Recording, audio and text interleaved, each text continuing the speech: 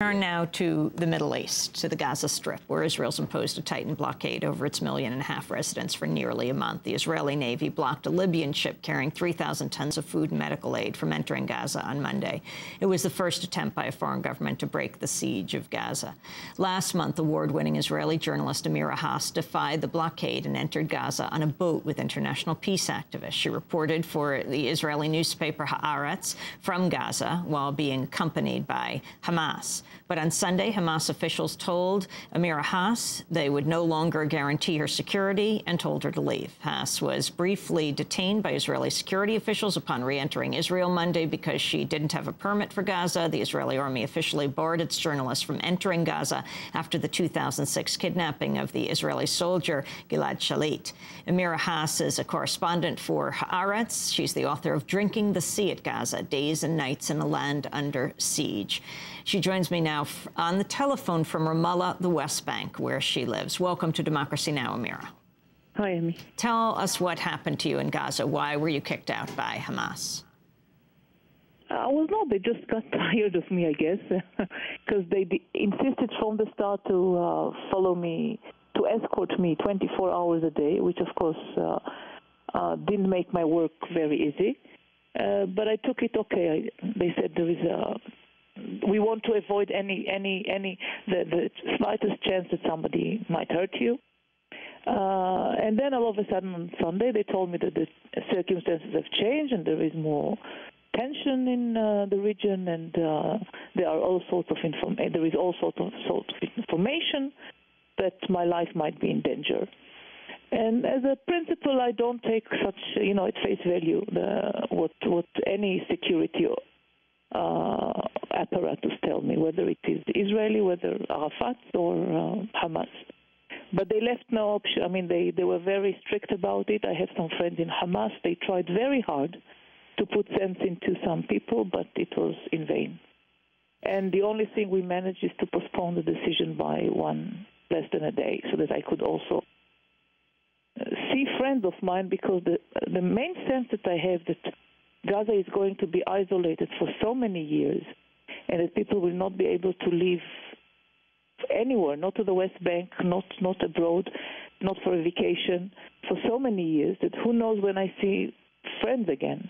So that was also apart from the frustration, the professional frustration, that I felt, I plan to stay 3 months now in Gaza.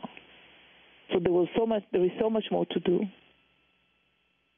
Amira Hass, describe life in Gaza right now. I mean, it's very hard to get information out. In the last few weeks, executives from the New York Times, from Associated Press, Reuters, CNN, BBC, and other news organizations sent a letter to the Israeli Prime Minister Olmert criticizing the government's decision to bar journalists from entering Gaza, with Israel virtually sealing it off. It's very hard to get a picture of what's going on inside. Yeah. And it's even very hard to describe it even in 10 minutes or 30 minutes. It's complete isolation. I feel it's like a black hole. Everybody, this isolation, this blockade, reduces people's life into basic essential, concerns. Will there be electricity? Will there be water? Will we find candles in the shop? Is there gas for cooking? And people feel offended by the very need to be preoccupied all the time by those needs. At the same time, there is a lot, as always, there is this spirit of defiance that you find among Gazans, and the ability to make humor. So this has not been lost at all. And actually, I was upset with some of the reports that only focused on how Palestinians are miserable, Gazans are miserable, and completely overlooked the ability to maneuver and the creative abilities of Gazans. So you have this. Then you have a blockade also imposed on Gaza on the part of the Palestinian Authority. They still hope to make Hamas government collapse by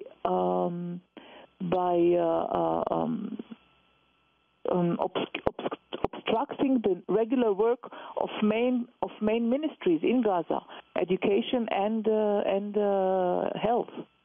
And this is really nasty. It's a chance for Hamas to employ its own people, but its own people, especially in health, are very much less experienced. So there is a problem with the health system. There has always been, but it's now deteriorating very fast. The same is true about the education system. It's really heartbreaking to see how it's not only the blockade, it's not only the siege, and the siege, as you remember, started in '91 and not just 4 months ago. It's an ongoing process. It's an Israeli policy, but the Ramallah authorities, that the Palestinian Authority, adds to it its pressure. This is and people. It doesn't weaken Hamas. On the contrary, people say, okay, so Hamas is one of us. We are all targeted both by Israel and the Palestinian Authority.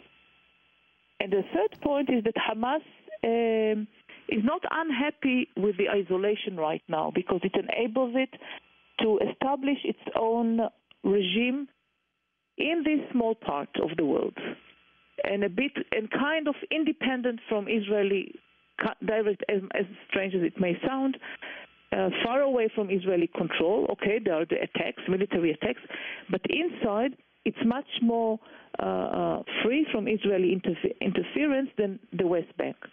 So they can experiment their Islamic rule there, even though they say all the time that this is not their goal. But in practice, this is what is happening. So what is happening, that you have this miserable enclave with people who are imprisoned in it for so long, and who are yearning for the world to open for them, for studies, for travels, for books. You know, I mean, it's difficult to send books to Gaza. It's almost impossible. UNRWA has in its list about a few thousands of books that UNRWA is waiting to bring into one of its libraries, and it cannot because of Israeli restrictions. So, but somehow the three parties, the three powers concerned, as unequal as they are, participate in this growing isolation of Gaza. Let me ask you, Amira Hass, in the protest of the news organizations to being banned from Gaza, an Israeli Defense Ministry spokesperson said that they were displeased with international media coverage because it inflated Palestinian suffering. It didn't make clear that Israel's measures are in response to Palestinian violence. Yeah. Should I comment? Yes. Look, Israeli officials have the talent always to reverse the everything. I mean, it's the occupation that starts. So I mean, that's the first thing. I mean, it's Israeli policies of occupation, which are the beginning, and then everything is a response, Palestinian response. Whether it's clever or not, it's a different question. But it's really amazing that they dare. This has never been given as a reason to prevent journalists from entering Gaza. I mean, it seems that they are really passing their own borders or red lines. That they used to say, okay, there is a danger to your life, but now they even dare to intervene in the content of your reports. And besides, it's not true, because I think that the world knows much more about Sderot, the Israeli city which suffers from attacks of Palestinian rockets, than they know the names like Bani Suhele or Bet Hanun or Abasan Lezrire, that were the localities in Gaza which have almost daily incursions. So these names are not known in the world. So it's not even true what he claims. And I wanted to ask you about the statement of, well, the lame duck Israeli prime minister, right, Ehud Olmert, who recently said, to the surprise of many, that he felt that that Israel should withdraw from the territories. And I wanted to get to you his exact quote. He said that we are gravely concerned about the prolonged and unprecedented denial of access in the Gaza for the international media. But he also talked about He said that Israel should withdraw from nearly all territory captured in the 1967 Middle East war in return for peace with the Palestinians in Syria. He said, I'm saying what no previous Israeli leader has ever said. We should withdraw from almost all the territories, including East Jerusalem and in the Golan Heights. Well, he still is prime minister. Yeah, this is ridiculous. I mean, if you are, why won't you do it now? I mean, where were you 5 months ago or a year ago? And it's probably not a new thinking. So you could say, oh, great that he's been influenced a bit and got sense, but this is